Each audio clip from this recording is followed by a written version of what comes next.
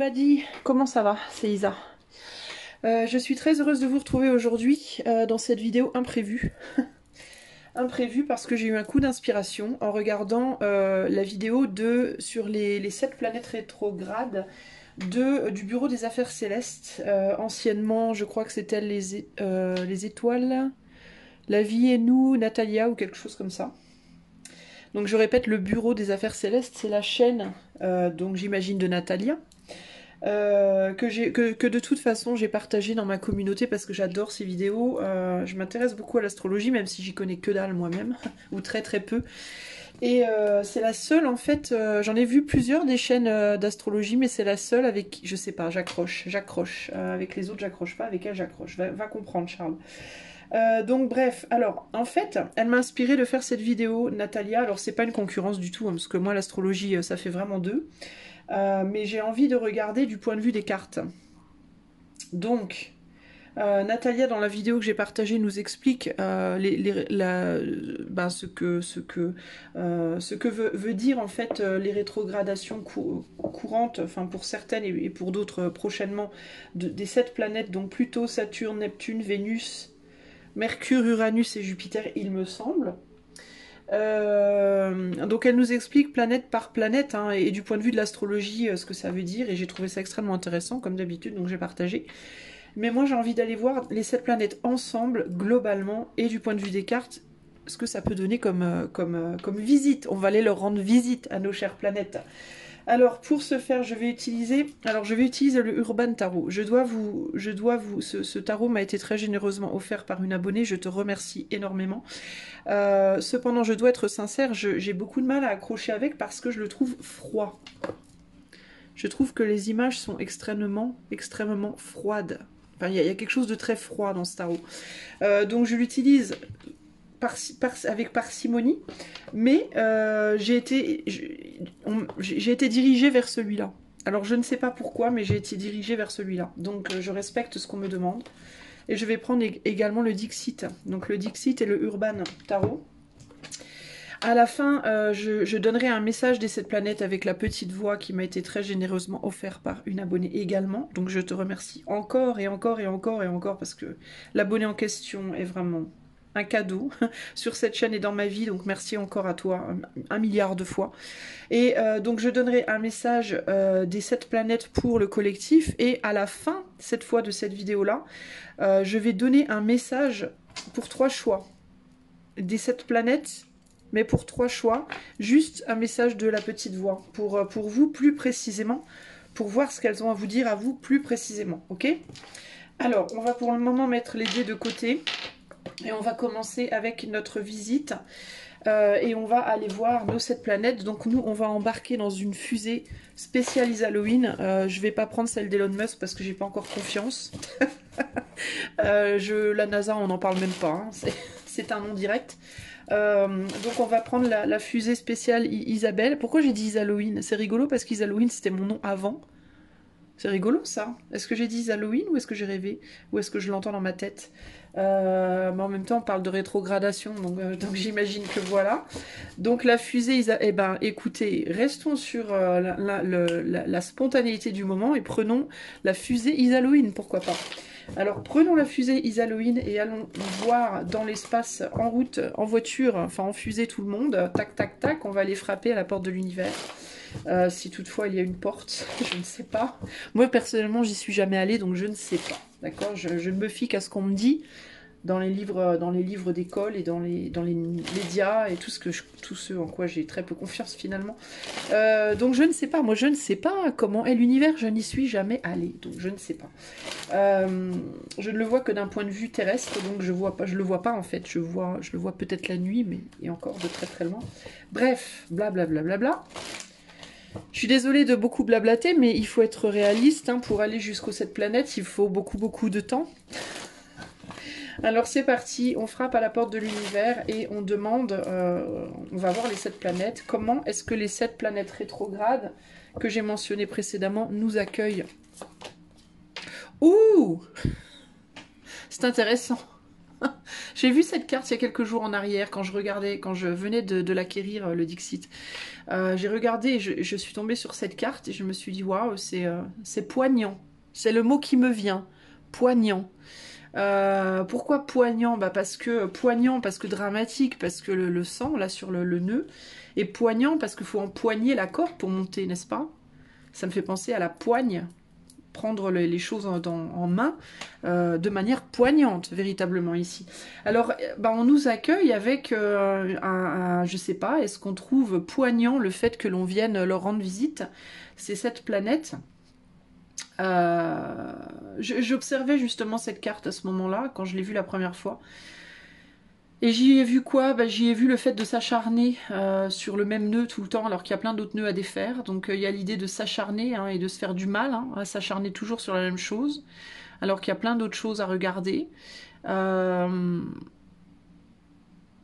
il y a l'idée de ne pas avoir été plus haut aussi que ce nœud-là. Parce que comme on voit, il y a du sang là, mais il n'y en a pas ici. Ce qui implique que la personne qui a essayé de monter jusque-là, elle n'a pas été au-delà. Elle n'a pas pu aller au-delà. D'accord, clairement, elle en a bavé pour monter déjà jusqu'ici. Et elle n'a pas pu aller au-dessus. Elle s'est blessée, elle s'est fait du mal de venir jusque-là. Alors, est-ce que c'est cette idée de « oulala, vous vous faites du mal à venir jusqu'ici » Est-ce que c'est le message d'accueil qu'on a vous vous faites du mal à venir jusqu'ici, vous irez pas au-delà, on peut pas aller au-delà, ou est-ce que on essaye d'aller les voir, mais qu'on se tape la tête dans quelque chose, je ne sais pas, mais c'est intéressant. Alors comment sommes-nous accueillis à la porte de l'univers? Je sais pas pourquoi je suis tentée de dire la porte de l'univers, c'est étrange ça. Je fonctionne purement à l'instinct, les gars, les filles, je sais pas du tout ce que je vais vous raconter. Comment sommes-nous accueillis par les 7 planètes rétrogrades? Bah alors ça, un lion en statue. On a la force là, mais le lion est statufié. Non mais c'est trop bizarre quoi. Donc c'est comme si on essayait de museler l'immuselable finalement, parce que c'est une statue. Ici je vois véritablement dans cette carte Je vous dis qu'il est froid ce tarot. Il y a quelque chose de très très froid dans ce tarot. En même temps l'univers est froid, n'est-ce pas? Il y a l'idée ici de vouloir museler l'immuselable, de vouloir fermer la bouche du lion, mais comment dompter un lion alors qu'il est déjà dompté finalement par le fait qu'il soit en pierre? Il n'y a rien à dompter en réalité. Donc il y a l'idée de chercher à dompter quelque chose qui n'est pas domptable à la base. Puisque c'est de la pierre. C'est froid. Encore une fois, la pierre, c'est froid. Le lion représente le signe du lion. Le signe du lion est le symbole du soleil. Le soleil, c'est la chaleur, c'est l'ego, c'est le charisme, enfin voilà. Mais là, ce lion-là, il est ni chaleur, ni charisme, ni ego, ni rien du tout, puisque c'est une statue. Il n'y a pas d'âme là-dedans, en fait. C'est froid. D'où peut-être le nœud et le sang, là. Est-ce qu'on s'entête sur quelque chose qui est froid, qui n'a pas d'âme finalement, qui n'a pas de... C'est très étrange. Alors l'accueil, c'est quoi? L'accueil, c'est c'est comme s'il n'y avait pas d'accueil. C'est comme s'il n'y avait pas de... C'est étrange en fait.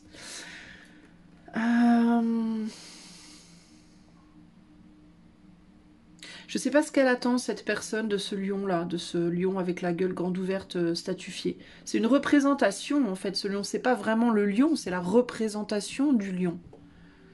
Donc, est-ce qu'il y a quelque chose par rapport à l'univers et comment on se le représente qui n'est... Enfin, la représentation de l'univers et l'univers lui-même. Enfin, je sais pas, c'est très... C'est très particulier. On met les yeux aussi sur le signe de l'infini, là, au-dessus de la tête de cette personne. Cette personne qui a en tête que l'univers est infini, peut-être. L'idée qu'on se fait de l'univers, qu'il est sans fin, qu'il n'a pas de fin. Et en même temps, les tentatives de cette personne de fermer la gueule de ce lion va être sans fin, puisque la pierre... enfin, je veux dire, elle pourra essayer toute sa vie, quoi, voire plusieurs vies. Elle n'y arrivera pas, puisque c'est de la pierre. Ce n'est pas un vrai lion. Donc ici, on est accueillis... en mode vous vous donnez bien du mal. Pourquoi vous vous donnez tous mal alors que c'est pas du tout ce que vous, on n'est pas ce que vous pensez. Enfin, il y a quelque chose comme ça, alors que c'est pas du tout ce que vous imaginez. Enfin, je sais pas, c'est étrange. J'ai même du mal. Il y a vraiment la force. Il y a vraiment ouais. C'est très étrange. J'arrive même pas trop à vraiment à voir le fond du truc là. Mais il y a vraiment l'idée de vous vous êtes donné beaucoup de mal et puis au final, pourquoi en fait? Pourquoi vous vous donnez tant de mal en fait? Vous vous entêtez pour je sais pas quoi. Bon, on va les poser la question, on va les poser une question et on va voir comment la suite de la visite se passe. Bon, alors on est un peu genre, on est dans l'espace véritablement. On sait pas où on est.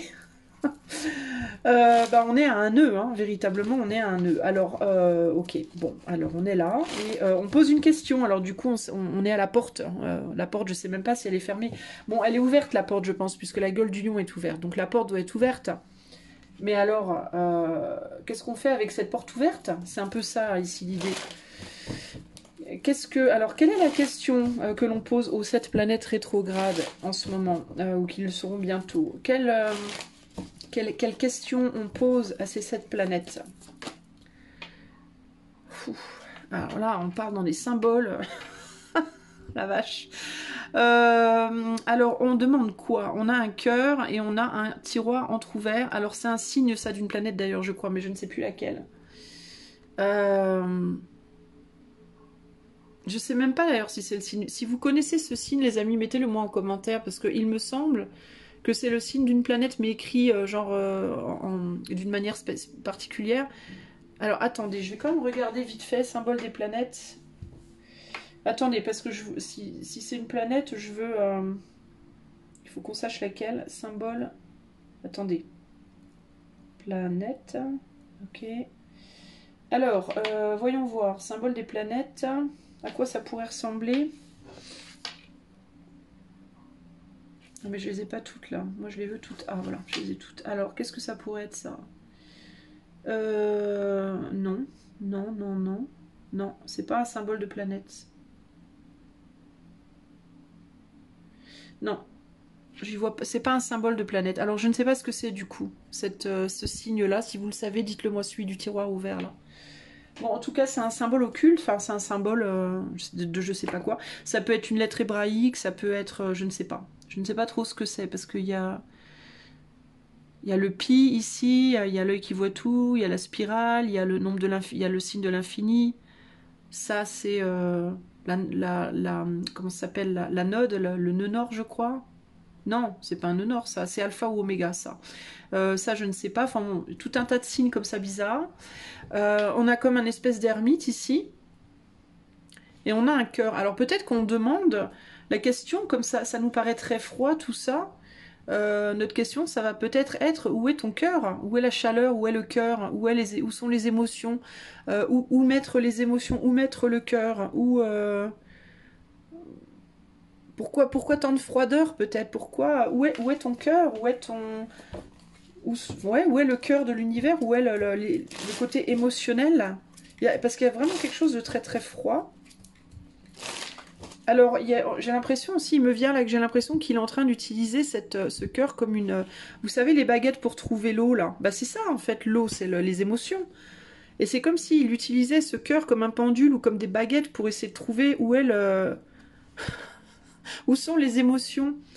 C'est peut-être ce qu'elle est en train de faire, d'ailleurs, elle, avec son lion en pierre, là. Où sont les émotions? Où est le cœur? Quelle est la question que l'on pose aux 7 planètes? On a worry, le 3 de pentacle. Comment vous allez travailler ensemble? Qu'est-ce que ça va donner?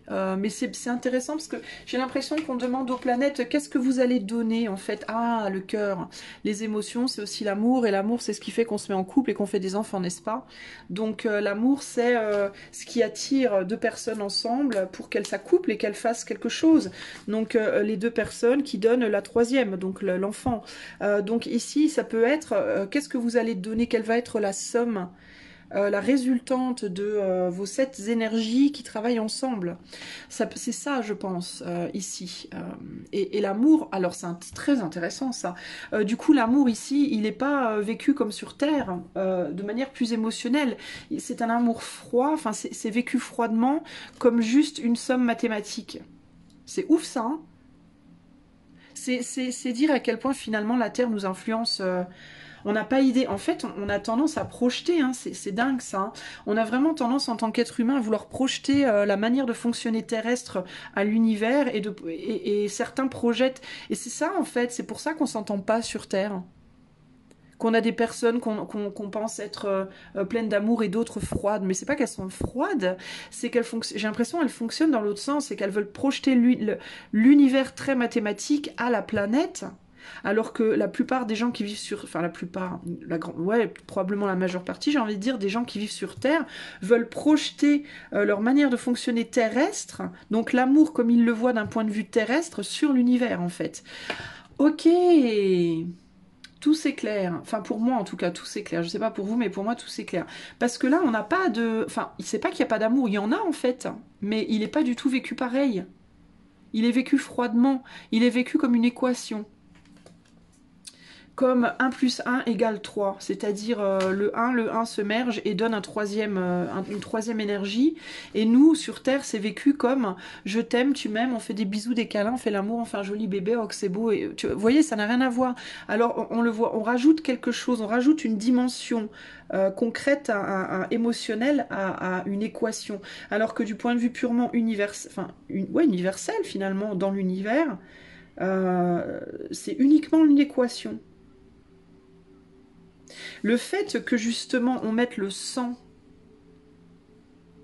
sur ce nœud et qu'on n'aille pas au-delà, on s'acharne à vouloir rester dans l'amour tel qu'on le connaît sur Terre. Pourquoi? Parce que c'est rouge le sang. Le rouge, c'est quoi? C'est en rouge qu'on fait des cœurs.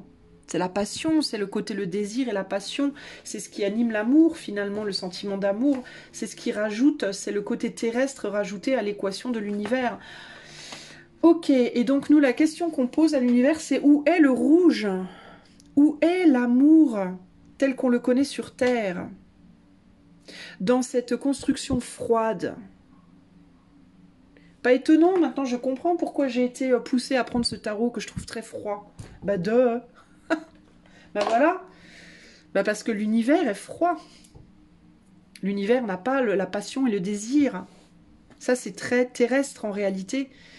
Et donc, on demande, mais où est-ce que tu nous emmènes, hein? Parce qu'on pourrait penser aussi que c'est l'énergie universelle qui tire ce cœur pour l'emmener, lui. Hein? Vers quoi tu vas m'emmener? Tu me prends par le cœur et tu m'emmènes où? Alors, prendre par le cœur, c'est pas nécessairement positif. Hein. On peut être pris par le cœur en positif, en mode je suis tombé amoureux de quelqu'un et du coup, je peux pas m'empêcher d'être attiré par cette personne. Mais ça peut aussi être prendre par le cœur, manipuler, provoquer de la colère, de la tristesse ou autre chez quelqu'un pour l'emmener quelque part. Les choses bonnes et positives et négatives nous emmènent quelque part en termes d'émotions.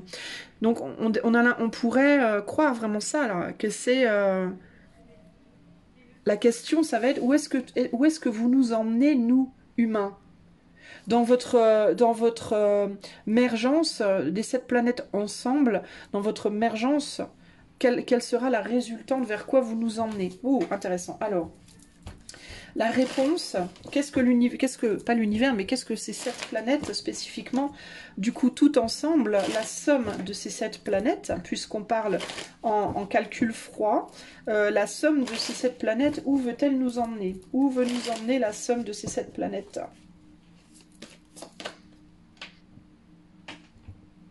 Alors, vers l'élévation. Vers une élévation peut-être de notre vision de l'amour justement.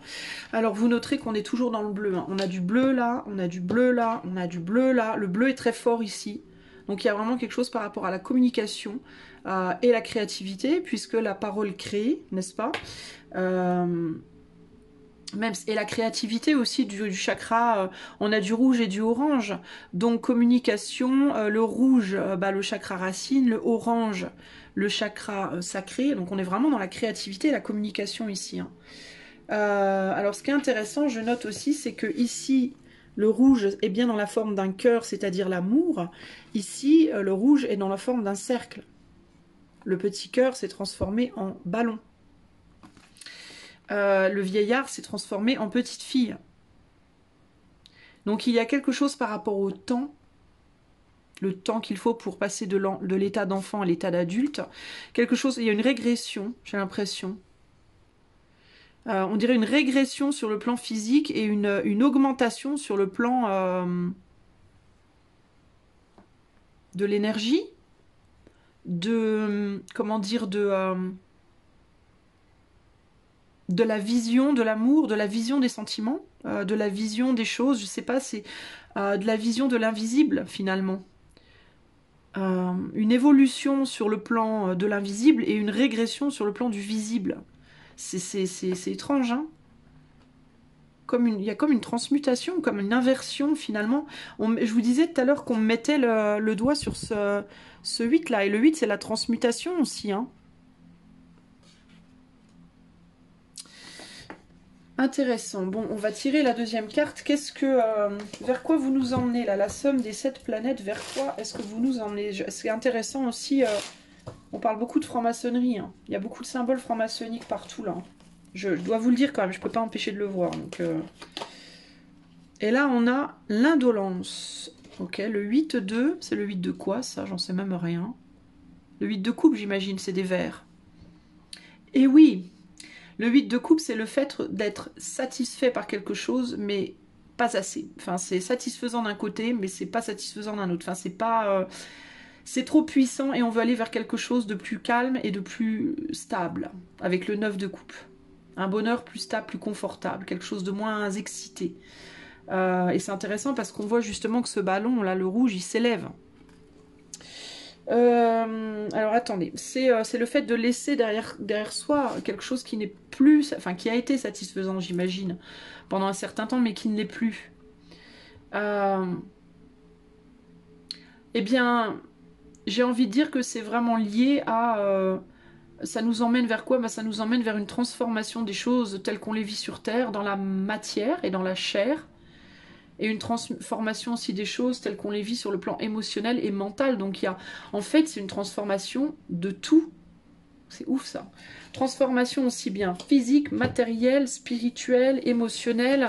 Tout est inversé en réalité. On va vers une... Enfin, pardon, je ne veux pas vous faire peur les amis, mais je vous dis ce que je vois. Pour moi, on va vers une inversion, une inverse. Une inverse. On a des vers qui sont renversés là. Une inversion. On va vers une inversion des choses, du monde. J'ai envie de vous dire.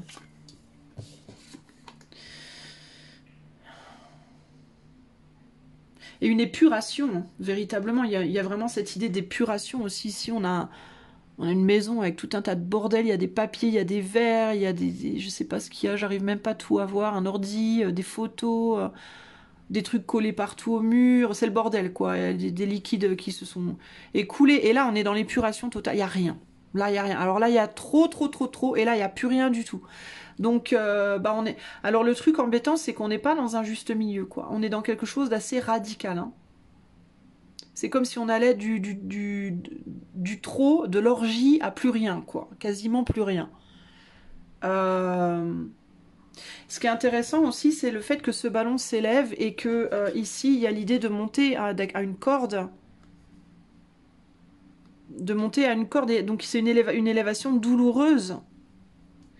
Alors, je pense aussi que peut-être elle s'arrêtera à un certain point. Elle pourra aller que jusqu'à un certain stade. Parce qu'encore une fois, il y a cette idée de on ne peut pas aller au-delà. On ne va pas au-delà.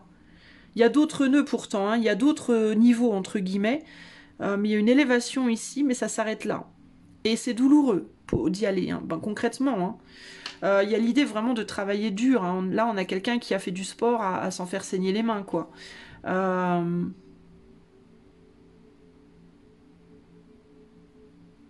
On dirait aussi que ce ballon, il sert de lampe, parce qu'il éclaire comme une lumière, là. Il y a les reflets d'une lumière. Donc, il y a quelque chose aussi par rapport à l'énergie, parce qu'un ballon ne produit pas d'énergie, enfin, il produit pas de lumière, normalement. Donc est-ce qu'il y aura des innovations sur le plan énergétique, de nouvelles énergies, une nouvelle énergie qui pourrait apparaître aussi potentiellement, clairement une épuration du monde et de l'environnement, une épuration de notre mode de consommation, parce qu'avec les verres consommés là, sur le plan du corps aussi, de la santé. C'est assez lourd en fait, je dois vous dire. Hein. C'est quelque chose qui me paraît brutal, parce que j'ai l'impression que ça arrive très très vite et très très fort en fait.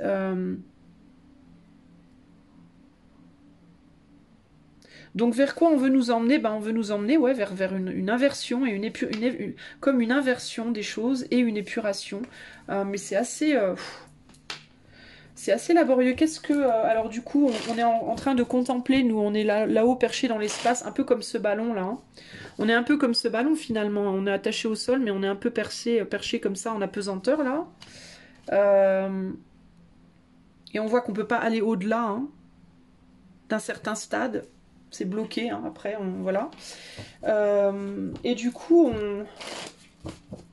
alors, il y a aussi l'idée de lutter contre des choses. J'entends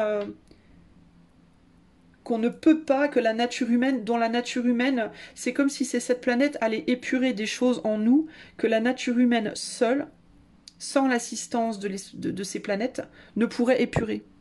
N'aurait pas la force d'épurer. Des choses qui sont figées, peut-être depuis trop longtemps, justement comme ce lion, et que l'on n'arrive pas à épurer seul. Il peut y avoir ce côté-là aussi. D'où la nécessité de travailler avec ces planètes-là pour y arriver. Mais on n'a pas du tout la même notion des sentiments. En fait, il n'y a pas d'amour. J'ai vraiment le sentiment qu'il n'y a pas d'amour dans l'espace, les amis.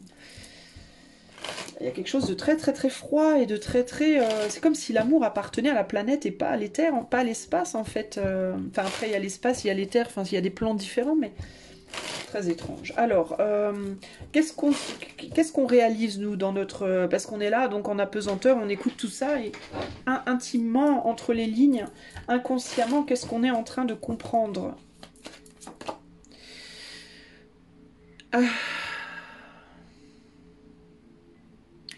On est en train de comprendre que cette carte, elle me fait toujours penser à un sablier. Il n'y a pas de sablier dessus, mais pourtant c'est ça que j'entends. Que peut-être le temps est en train de s'écouler. Enfin, on a quelque chose qui nous est donné il y a quelque chose qui est créé par l'espace, hein, sur Terre, hein, concrètement. On voit qu'il y a du sable qui nous tombe dessus là.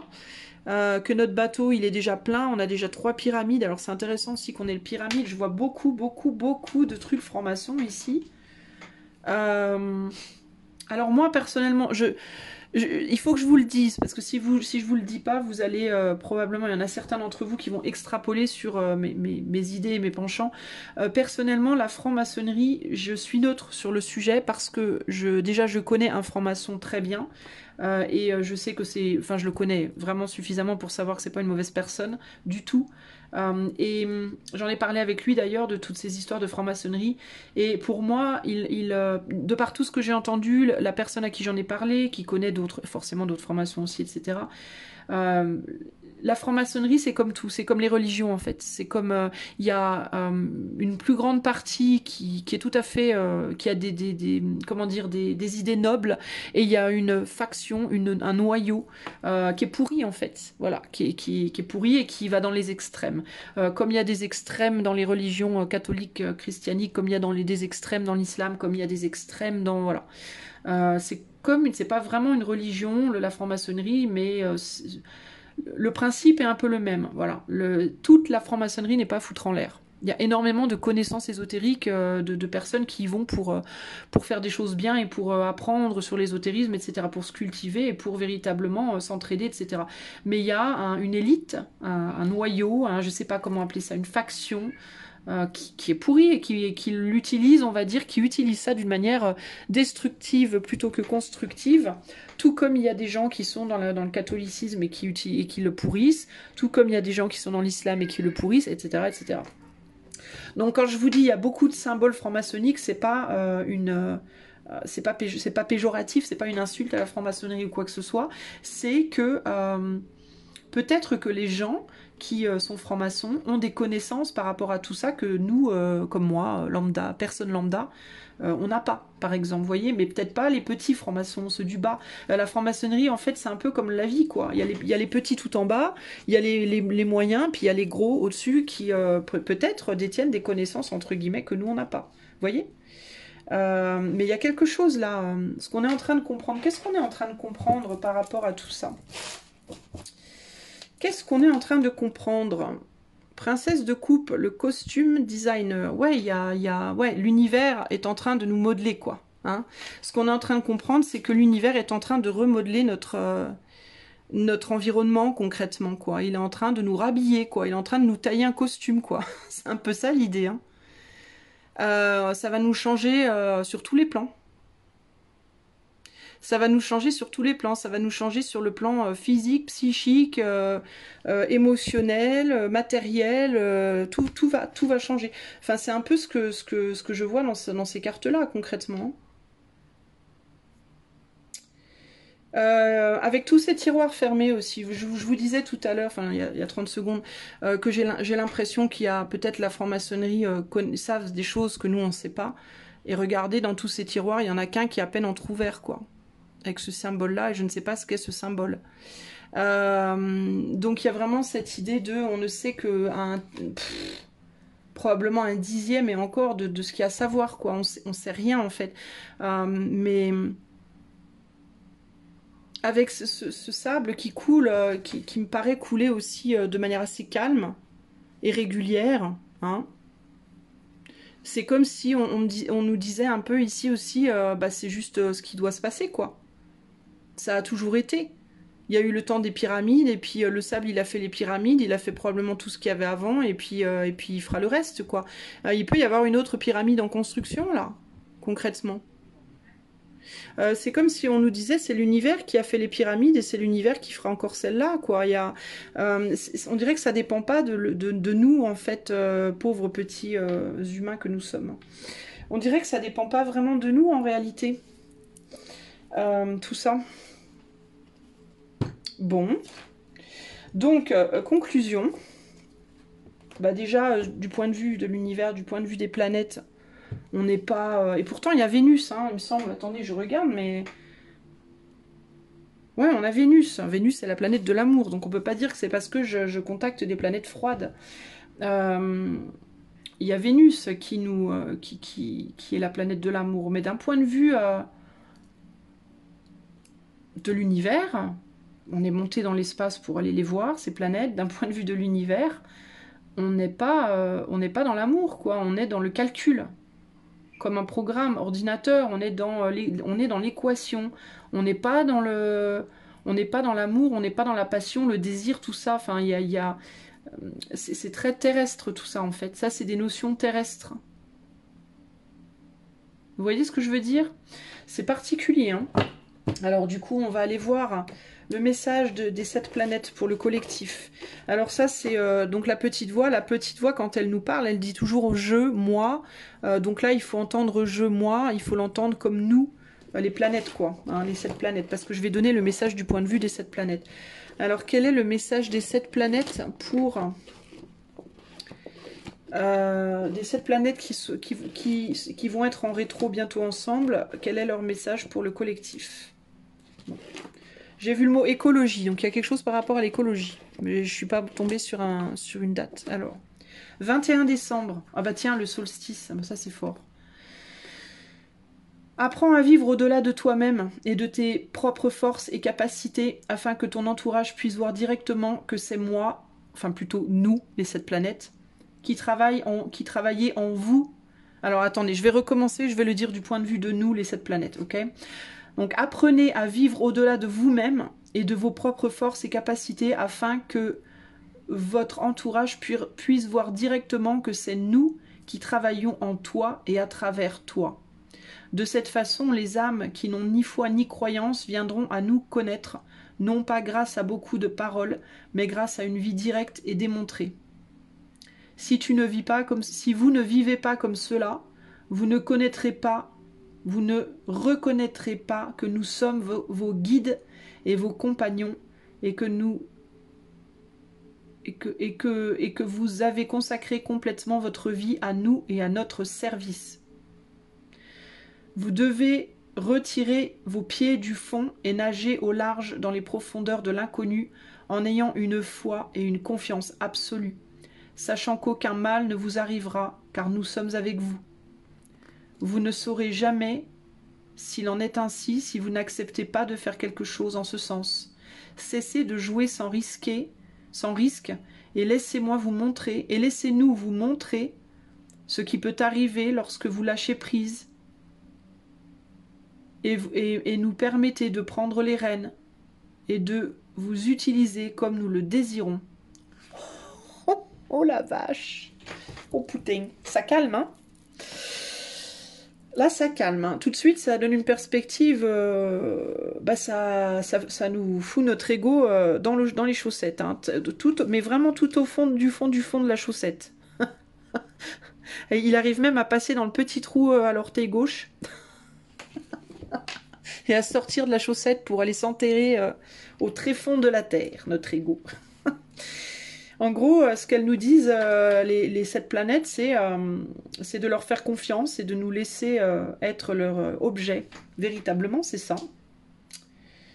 De les laisser nous utiliser comme elles le désirent, en nous assurant qu'on peut leur faire confiance. Ouais, bon, bah c'est particulier, hein. Bon. Voilà, moi je ne sais pas quoi vous dire, je ne suis que la messagère, entre guillemets, n'est-ce pas?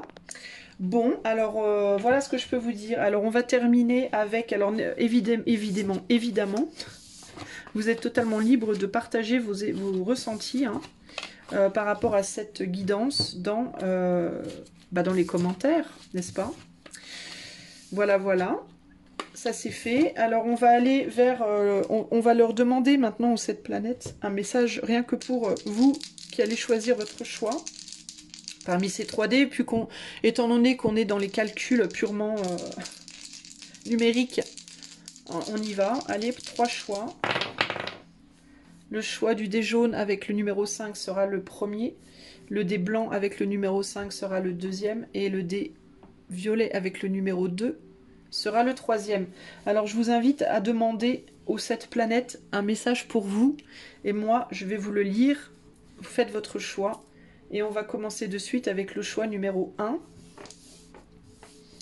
Alors si tu as choisi le dé jaune avec le numéro 5, qu'est-ce que les 7 planètes ont à te dire, choix numéro 1?